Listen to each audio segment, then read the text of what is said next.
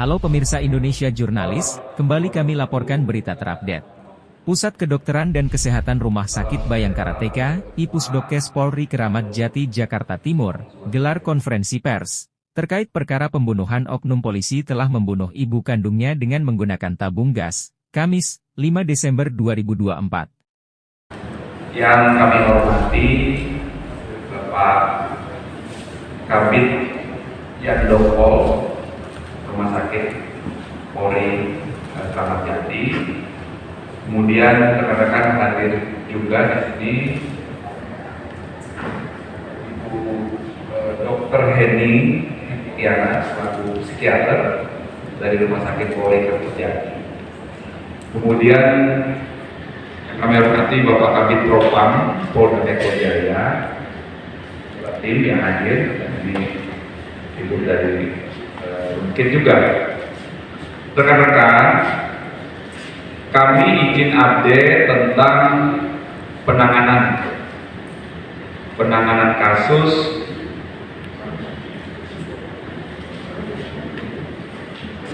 dugaan pelanggaran kode etik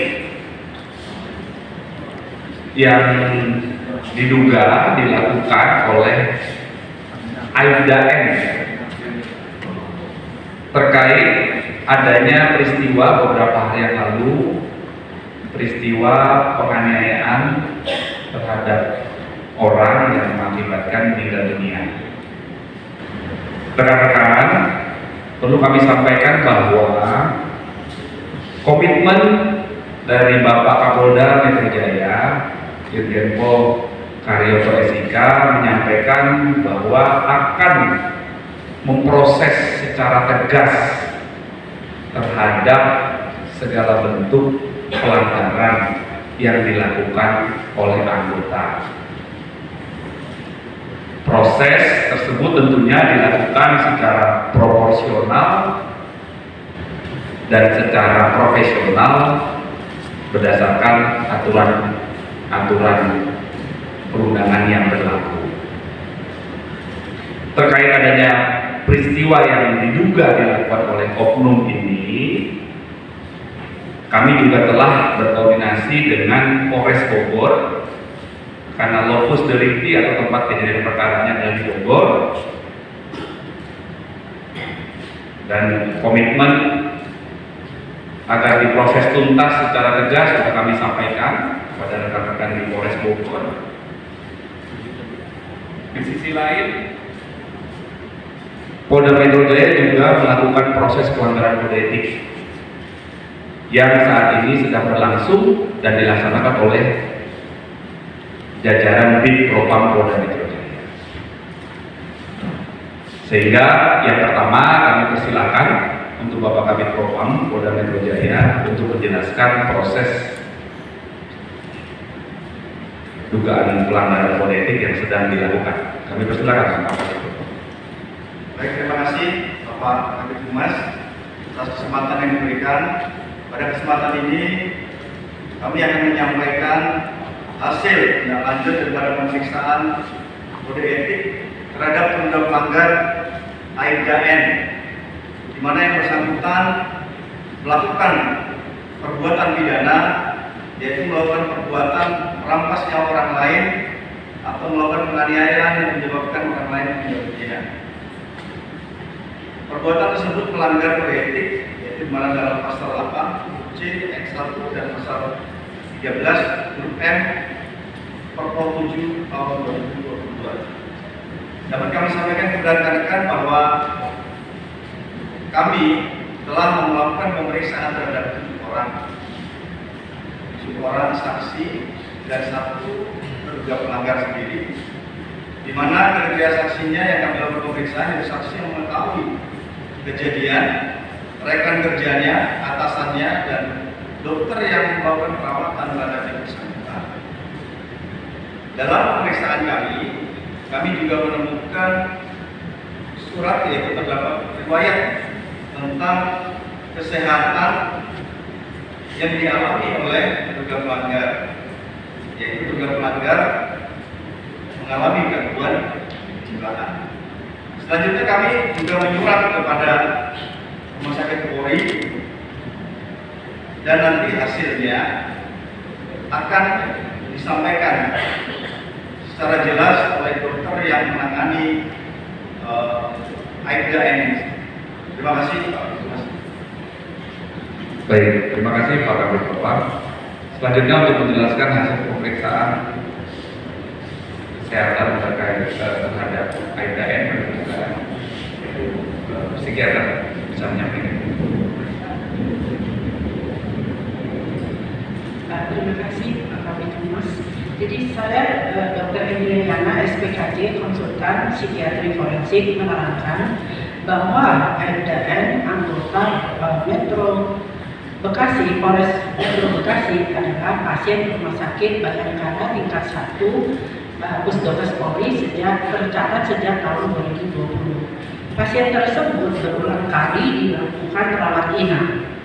Pasien terakhir dirawat inap pada tanggal 8 Maret tahun 2024, dirawat selama 16 hari. Pasien terakhir berobat jalan di tanggal 23 Oktober tahun 2024 dan dijadwalkan bahwa pasien akan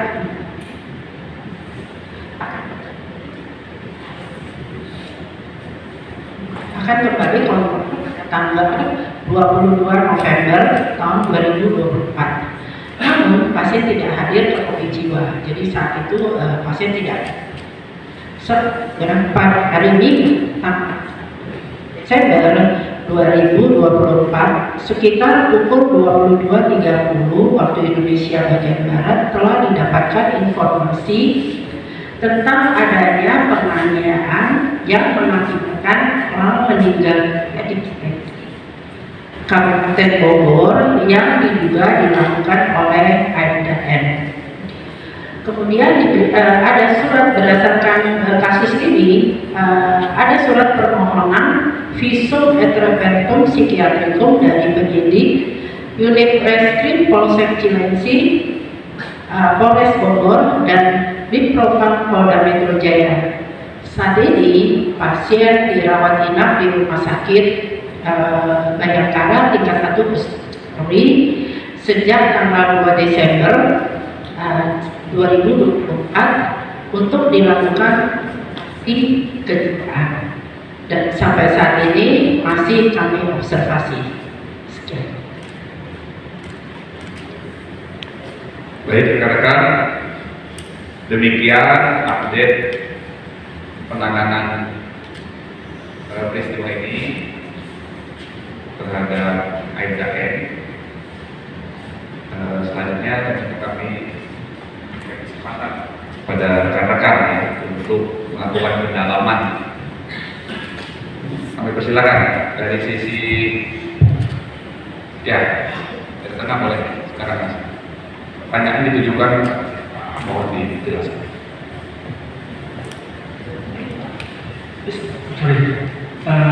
Yang pertama mungkin kepada Kabid Propam dulu, Pak, terkait kondisi kejiwaan dari Aibda N ini kan terganggu. Tadi Pak Ibu mengatakan dari tahun 2020. Apakah ini sudah terendus oleh Propam sendiri terkait kondisinya? Apakah memang dalam kondisi gangguan jiwa seperti ini anggota kepolisian masih boleh bertugas? Masih dari sisi toleransinya sampai sejauh mana petugas yang mengalami gangguan jiwa boleh bertugas sebagai anggota kepolisian? Itu yang pertama. Yang kedua, apakah Aibda ini dilengkapi dengan senjata ketika sudah ditetapkan mengalami gangguan jiwa ketika bertugas itu? Yang ketiga mungkin terkait sanksi ya Pak, setelah melakukan penganiayaan yang merampas nyawa ibu yang kandungnya sendiri dan melakukan pemeriksaan terhadap saksi tadi, opsi sanksi apa yang bisa dikenakan kepada Aibda N ini?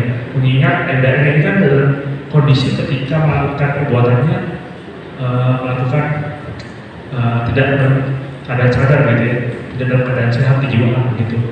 Apakah ada opsi pemberhentian secara hormat atau seperti apa dalam aturan polisi itu seperti apa? Kemudian kepada Ibu, kami menanyakan sejak 2020 apakah sudah diketahui faktor pemicunya kenapa ya EDAN ini mengalami gangguan kejiwaan. Terus kira-kira prosesnya sendiri butuh waktu berapa lama sehingga EDAN ini bisa sembuh? Atau kan mungkin harus diobati terus-menerus sampai sepanjang hidupnya ketika mengalami gangguan jiwa seperti ini. Terus kemudian jika tidak dirawat, apakah memang akan membahayakan bagi orang-orang yang ada di sekitarnya? Walaupun kita tahu buktinya ada sudah kelihatan. Terima kasih. Baik, terima kasih. Kami persilakan Pak Kabid Propam yang pertama untuk menjawab. Baik, terima kasih. Saya coba menjawab yang pertama terkait dengan masalah pengawasan yang dilakukan oleh Gugus yang melakukan perawatan terhadap anggota yang juga sakit layanan gangguan kejiwaan. Kemudian status yang bersangkutan saat ini adalah sakit karena dilakukan pengawasan program. Kemudian yang kedua, yang bersangkutan tidak pernah membawa senjata, sehingga yang bersangkutan kita pastikan tidak menggunakan senjata. Kemudian berikutnya sanksi sebagaimana diamanatkan dalam protokol pasal 32 protokol 7 tahun 2022. Di situ disampaikan bahwa terhadap terduga pelanggar yang mengalami gangguan kejiwaan dapat diajukan pemberhentian kepada Kapolda yang proses sesuai dengan prosedur, ya, bukan proses pemberhentian. Demikian. Iya, kalau ditanya berkaitan dengan gangguannya, jadi kalau misalnya anggota yang mengalami gangguan jiwa itu kami mempunyai poli jiwa yang merawat jalan dan ada rawat inap. Kalau yang bersangkutan atau anggota yang mengalami gangguan diberi terapi, bisa membutuhkan perbaikan, dan perbaikan itu kita sesuaikan perbaikan itu tingkatannya sampai mana. Jadi tugas apa yang masih bisa dilakukan? Tadi seperti yang dikatakan bahwa bisa tugas kembali, tapi mungkin tidak diberi senjata api.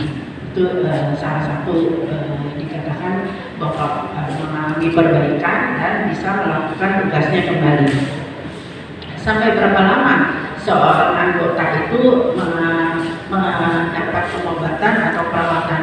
Tergantung jenis gangguan jiwanya dan juga tergantung kepatuhan minum obat dan efek obat itu sendiri. Jadi pasien itu ada yang memang sampai pensiun tetap masih minum obat tapi dapat menjalankan tugasnya dengan baik. Jadi anggota yang mengalami masalah gangguan jiwa itu dapat diobati dan dapat bertugas, tapi tentu dengan kepatuhan yang tetap minum obat.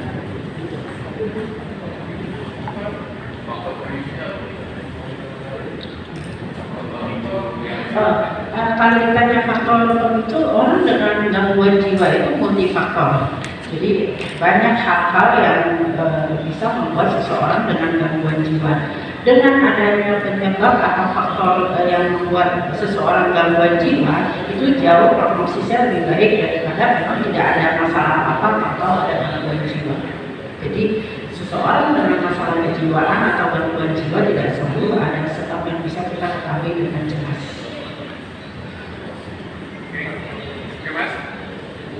Silakan. Ada yang masih ingin bertanya? Oke, Pak. Silakan, Pak.